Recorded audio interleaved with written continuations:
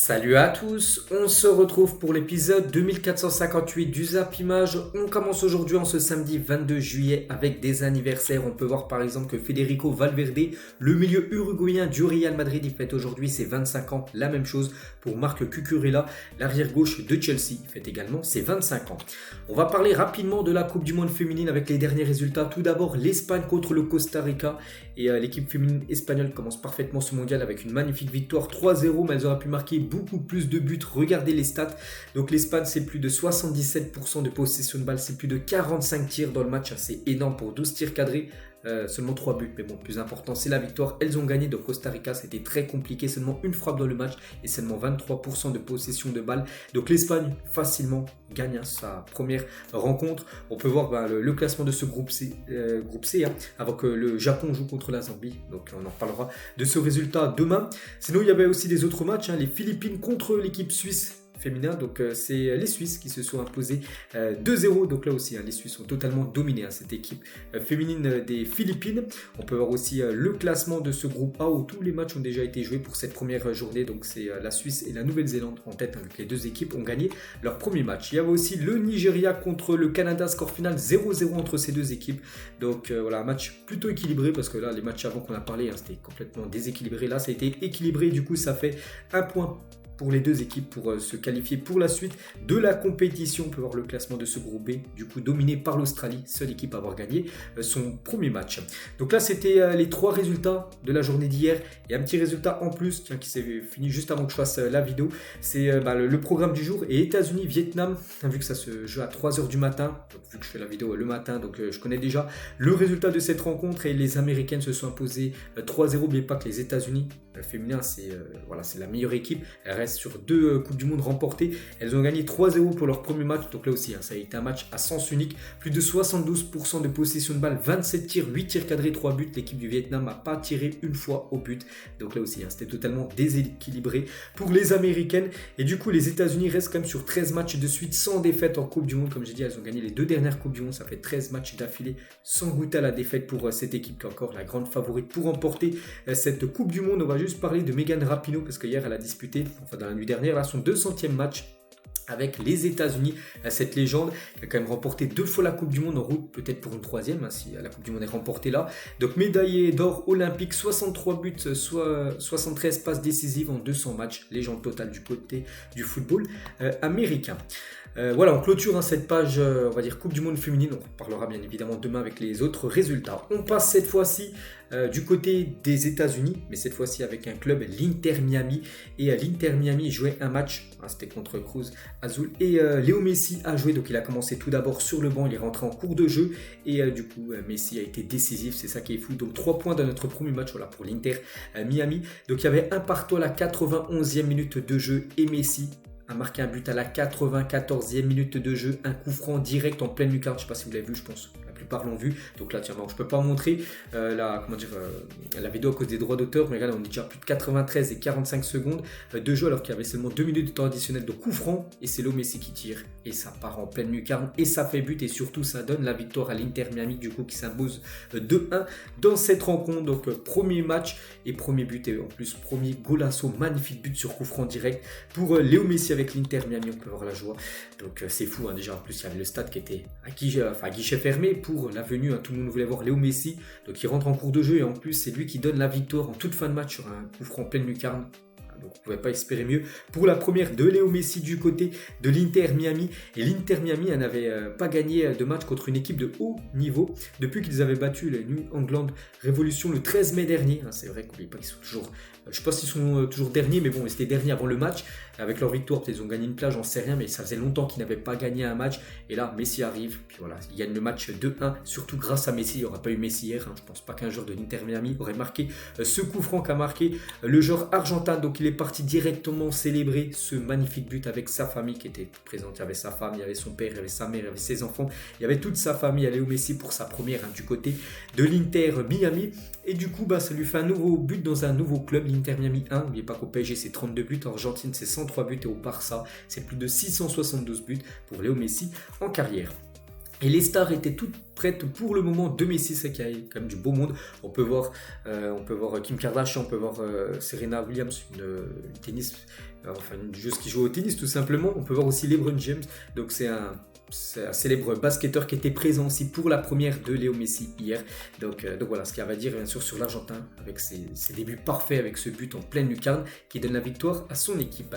On va parler de son ancienne équipe, donc c'est bien sûr le Paris Saint-Germain qui joue aussi un match, donc c'était plutôt un match amical pour le PSG, c'était contre l'équipe du Havre, c'était hier à 17h et le PSG pour sa première en compétition, même si c'était un match amical. Donc c'est une victoire 2-0, donc Hugo Ekitike, Kylian Mbappé, les deux buteurs de la rencontre, 2 buts inscrits. En deuxième période, il y avait 0-0 à la mi-temps. Donc premier match ensemble pour les frères Mbappé, on va revenir. Hein. Donc tout d'abord la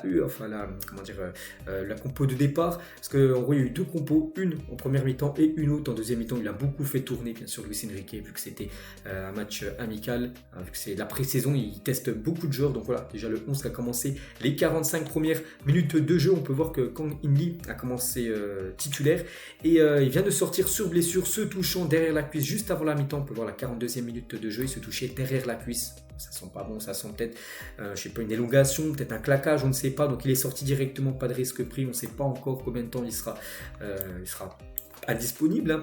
Donc n'oubliez pas qu'aujourd'hui le PSG se déplace au Japon pour la tournée asiatique. Je ne sais pas s'il sera présent ou non, tout dépend de la gravité de sa blessure. Donc voilà ce qu'il va dire bien sûr concernant Kang In-lee.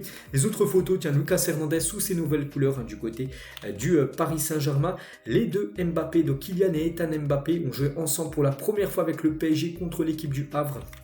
Une photo des deux où Ethan Mbappé qui donne une passe à son frère Kylian Mbappé et Best Feeling Ever, donc la story de Kylian Mbappé après avoir joué son premier match avec son petit frère, donc Ethan Mbappé, donc il était très content bien sûr Kylian d'avoir joué, évolué quelques minutes avec son petit frère. Et toujours avec Kylian Mbappé, parce que là on va en parler beaucoup de Kylian Mbappé, parce que hier ça s'est vraiment accéléré concernant son futur, et après le match contre le Havre, où Mbappé en plus a été buteur en toute fin de match pour le 2-0, un entretien a eu lieu entre Luis Enrique, donc le coach Luis Campos, donc le directeur sportif, et Kylian Mbappé afin d'annoncer à l'attaquant français qu'il n'irait pas en Asie. Parce que là, comme j'ai dit tout à l'heure les gars, aujourd'hui le PSG se rend du côté du Japon pour une tournée d'entraînement, une tournée aussi de match. Donc Mbappé n'a pas été convoqué. Donc pourquoi pas par rapport à son niveau, parce que c'est peut-être le meilleur joueur actuellement au monde, par rapport tout simplement à sa situation avec le club. Il ne veut pas prolonger et pour le PSG ça passe pas du tout. Et du coup, il est mis de côté Kylian Mbappé. Donc officiel, le PSG vient de communiquer la liste des ses joueurs et Mbappé n'en fait pas partie. Vraiment, on a vu toute la liste. Et le numéro 7, mais il n'y a pas de numéro 7 en gros. Mbappé restera à Paris avec les indésirables. Il est dans le loft. Vous avez avec par exemple Paredes, voilà, les joueurs qu'en gros Luis Enrique ne veut pas, Mbappé est dedans. C'est pas que Luis Enrique ne veut pas d'Mbappé, c'est tout simplement à cause de la situation de Kylian qui ne veut pas plonger, en gros il est puni, voilà, pour aller droit au but. Hein. Donc Mbappé privé de Japon en une du journal L'équipe aujourd'hui, le PSG a décidé de ne pas emmener Kylian Mbappé en stage au Japon et en Corée. Le club soupçonne son meilleur joueur de s'être secrètement mis d'accord avec le Real Madrid pour partir libre en fin de saison. Prochaine, je vous parle bien sûr, ça sera en juin 2024 et toute la famille Mbappé était sous le choc et en colère après avoir appris que Kylian n'était pas dans le groupe pour le Japon, parce que Mbappé et même son père, tout ça qui est très proche de lui, ils ont tous été vraiment très surpris, très choqués qu'Mbappé ne soit pas dans la liste pour jouer cette tournée asiatique. La famille dit hier soir qu'il ne partira pas du Paris Saint-Germain. Voilà, c'est le froid total entre les deux clans. Donc le PSG a décidé d'entamer dès maintenant le futur Paris Saint-Germain sans Mbappé, vu qu'Mbappé ne veut pas prolonger. Et en plus, c'est le même son de cloche depuis plus d'un mois. Je vous avais dit que tant qu'il n'aura pas prolongé, en gros, il sera mis sur le marché des transferts. Et là, c'est vraiment officiel. Il est vraiment sur le marché des transferts. Après, le joueur, lui, ne veut pas quitter le club. Donc voilà, vous avez vu, c'est très complexe. Donc le PSG considère Mbappé comme à vendre à partir d'aujourd'hui. Regardez, c'est Fabrizio Romano qui le dit qu'actuellement, il a à vendre. Kylian Mbappé. Et le PSG ne négociera pas avec les clubs intéressés avant le 31 juillet 2023. Parce qu'en gros c'est la date butoir où Mbappé a le choix. Il peut encore à tout moment la prolonger, puis il n'y a pas de souci, il viendra du côté du Japon, mais cette date du 31 juillet, c'est l'ultimatum lancé par le PSG à Kylian Mbappé pour accepter ou non cette offre de prolongation. Donc pour l'instant, on partirait plutôt sur une non-prolongation, ce qui veut dire qu'il restera encore parisien s'il veut pas partir, et il partirait l'été 2024 gratuitement. Donc Mbappé avait déjà envisagé ce scénario, en gros d'être mis sur la touche en gros de ne pas être convoqué par exemple là, pour la tournée asiatique. Et Mbappé ne devrait, donc, je dis, plus s'entraîner avec l'équipe principale du PSG, se renvoyer dans le loft avec d'autres joueurs que le club souhaite vendre. Donc voilà, pas mal de joueurs et Mbappé sera dans ce loft-là. Et ça fait bien sûr les unes, enfin surtout la une du journal Marca, un grand journal espagnol madrilène. Mbappé officiellement en vente parce que du côté de l'Espagne, frotte les mains de ce qui se passe avec Kylian Mbappé, qu'il n'est pas convoqué avec le Japon, et eux, voilà, ils se disent que c'est une très bonne nouvelle pour le Real, parce que le Real espère Kylian Mbappé. Bon, ils espèrent peut-être l'année prochaine, enfin c'est sûr, au pire ce sera l'année prochaine, ou au mieux ça peut être sur ce mercato 2023. Donc voilà ce qu'il y a à dire sur Kylian Mbappé. Donc voilà, mais mis de côté, tant qu'il n'aura pas prolongé, il ne jouera plus, là, il ne jouera plus du côté du PSG.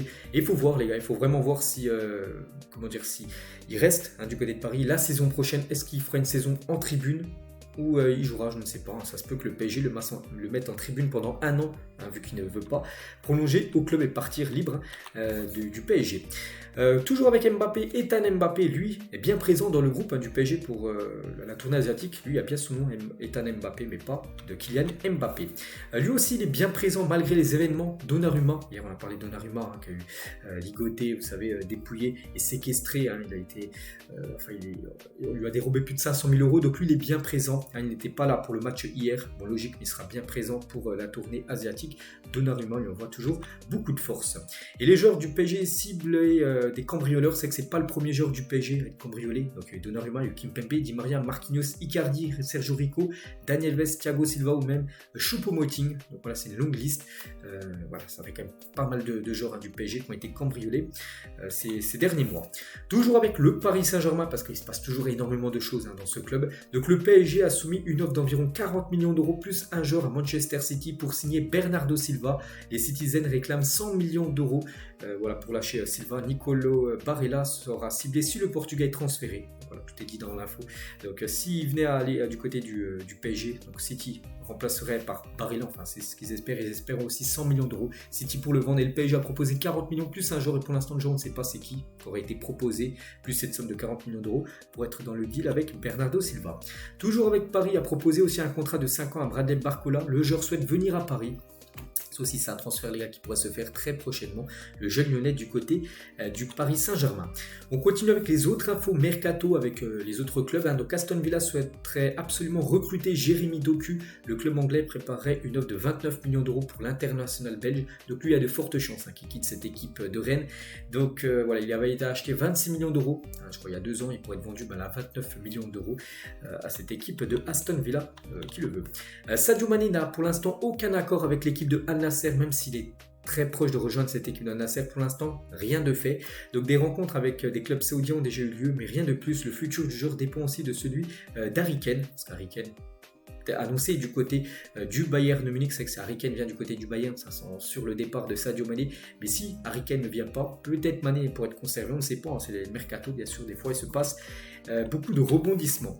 Officiel, Jean Onana quitte le Racing Club de Lens et la Ligue 1 et signe pour 4 millions € au Beşiktaş. Voilà, c'est officiel, je me souviens, on en a parlé il y a quelques jours, ça y est, c'est signé pour ce joueur du côté du Beşiktaş. Lui aussi débarque du côté du Beşiktaş après son passage à Leicester.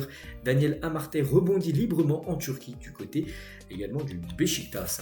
Chukwueze proche de signer à l'AC Milan, ça aussi c'est un transfert qui pourrait se faire là très prochainement. Donc l'attaquant nigérian de Villarreal, pisté il y a quelques mois par le Real Madrid, il devrait plutôt aller du côté de l'AC Milan. Donc il y a lui et aussi un autre joueur, c'est Noah Okafor qui va signer également à l'AC Milan. Le montant du transfert serait compris entre 13 et 15 millions €. Il y a le Rodrigo, Fabrizio Romano concernant Okafor. Donc voilà, ça fait 2 nouvelles recrues du côté de Milan. Et c'est vrai que Milan, ils font un très bon mercato, réalisent un mercato plus qu'intéressant malgré le départ de Paolo Maldini, l'ancien directeur sportif du club, qui gérait, on va dire, là c'est le recrutement. Ils ont déjà fait Pulisic, 20 millions €, Reinders, un ancien joueur de Hazel Akmar, 19 millions €, Loftus-Cheek, 16 millions €. Ça, les 3 premiers, c'est déjà officiel. Et Chukwueze et Okafor, ils sont pressentis. Donc merci Sandro Tonali, parce que c'est grâce à Tonali, les 70 millions € qu'ils ont récupérés en le vendant à Newcastle. Ils ont investi cette somme sur quasiment 5 joueurs. Lui devait venir du côté de l'AC Milan, mais du coup il n'ira pas. C'est Kamada, le joueur japonais, ne va finalement pas rejoindre l'AC Milan. Quel club devrait tenter le coup? Je ne sais pas. Et une chose que je sais, c'est qu'il est en fin de contrat depuis 22 jours, depuis le 22 juin, depuis le 30 juin dernier. Donc ça fait 22 jours.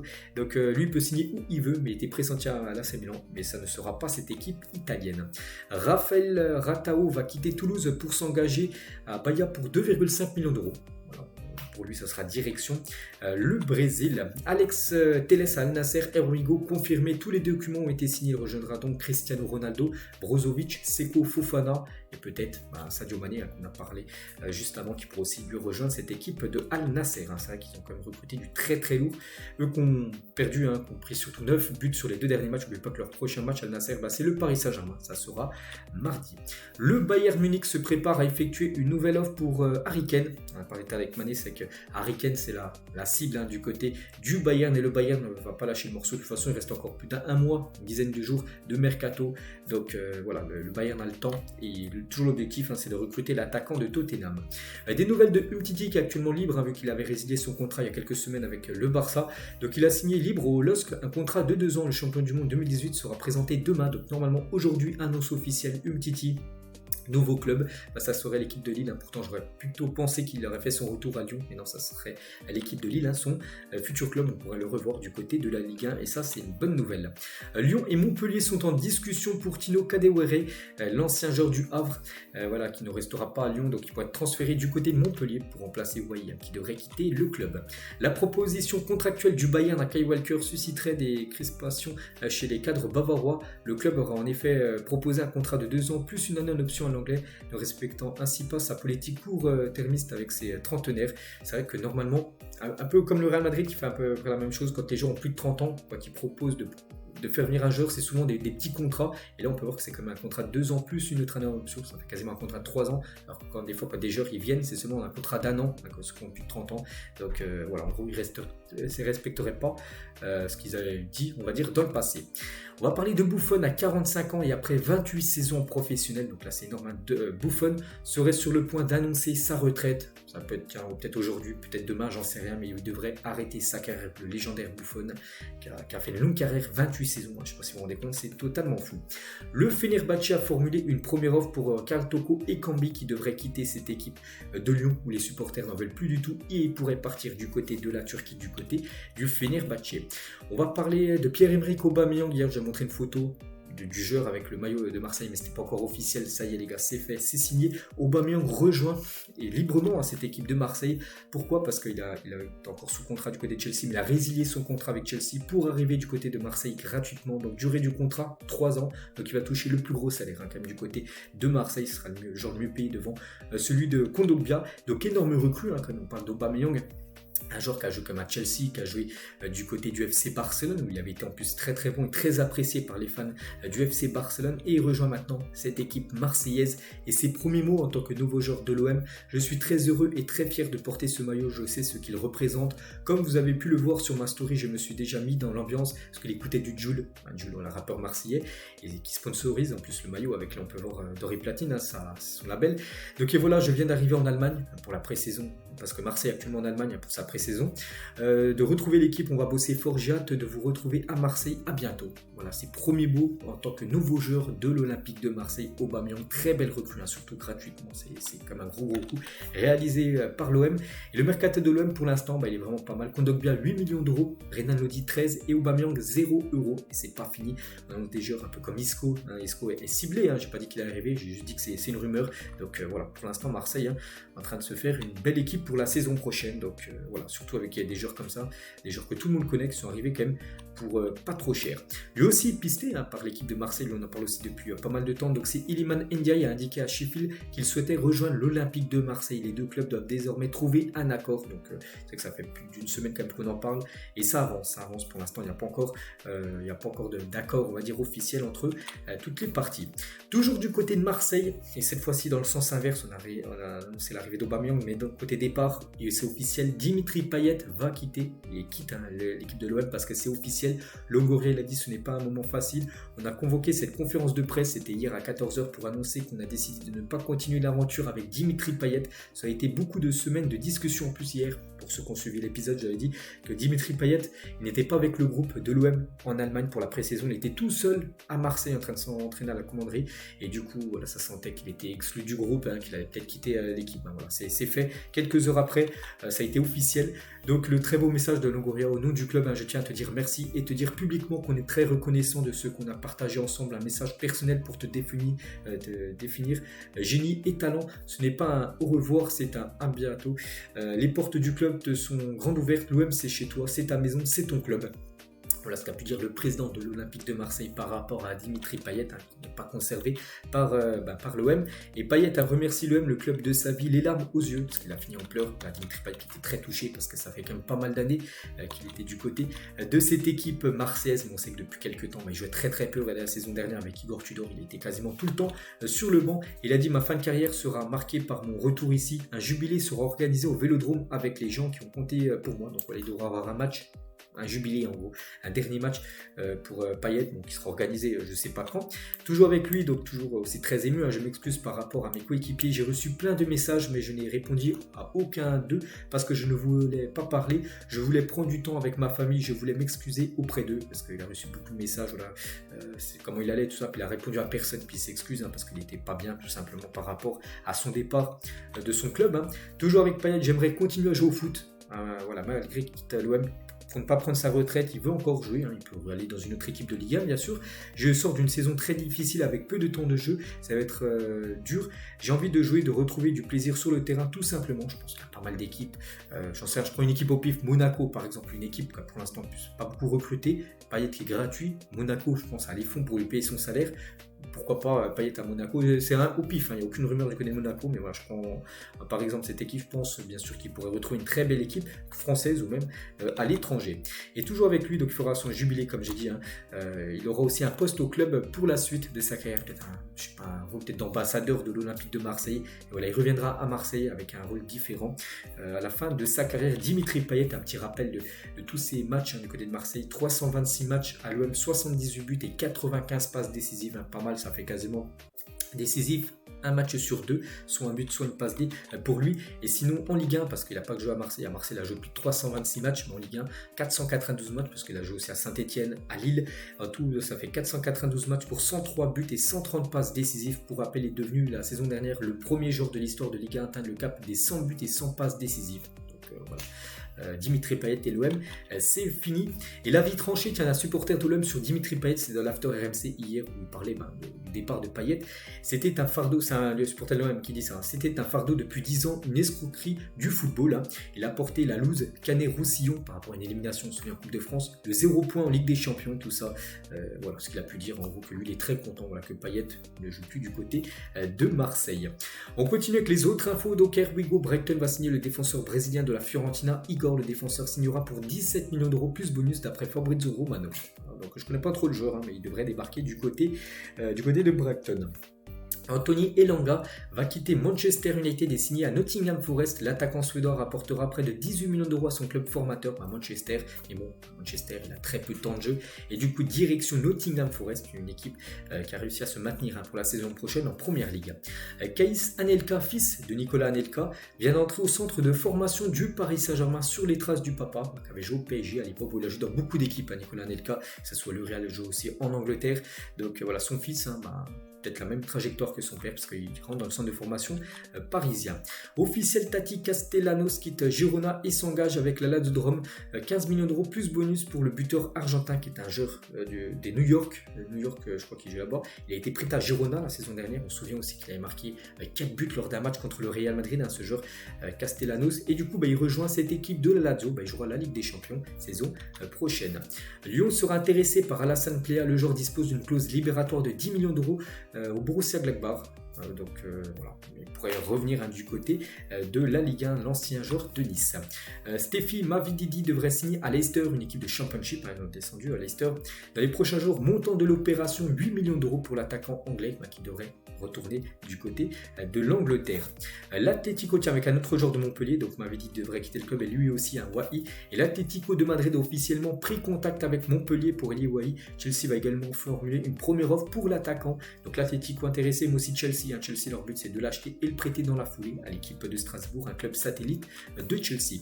Des nouvelles de Luciano Spalletti, l'ancien coach de Naples, qui n'a pas voulu rester à Naples parce qu'il a voulu prendre une année sabbatique, hein. Donc il a dit non à l'Arabie Saoudite. C'est l'équipe de Al-Ali, l'équipe par exemple de Edouard Mendy, hein, qu'il voulait, et du coup il a refusé, le coach a refusé la proposition d'Al-Ali, et il a la priorité sur le banc de la Juventus pour cette saison. Donc il a dit qu'il allait prendre une année sabbatique, mais il pourrait peut-être reprendre du service, bon pas en Arabie Saoudite, mais peut-être la Juventus. Imaginez, il quitte Naples et il vient du côté de la Juve. N'oubliez pas que Naples et la Juventus, c'est une énorme rivalité entre les deux équipes, hein. Ce serait bien sûr un énorme coup dans le dos, on peut dire, couteau dans le dos pour son ancien club du Naples. Il a rejoint la Juventus en tant que coach. Manchester United a fait une première offre verbale pour Sofiane Amrabat. Al-Ali a également fait une offre d'un montant de 15 millions d'euros pour le milieu marocain de la Fiorentina. Il n'est néanmoins pas intéressé, son rêve est d'évoluer en Liga. Je sais qu'il y a l'Atlético, il y avait le Barça aussi, mais bon, le Barça, je crois qu'ils sont plus trop intéressés. En plus, ils ont recruté Romeu. Donc voilà, l'Atlético toujours intéressé, mais aussi Manchester United, hein, également intéressé. Alain Saint-Maximin passe actuellement sa visite médicale avec l'équipe de Al-Ali, montant du transfert supérieur à 25 millions d'euros. Donc voilà, ça devrait se faire si tout se passe bien pour sa visite médicale. Ça va être officiel très prochainement. Saint-Maximin du côté de la Ligue saoudienne.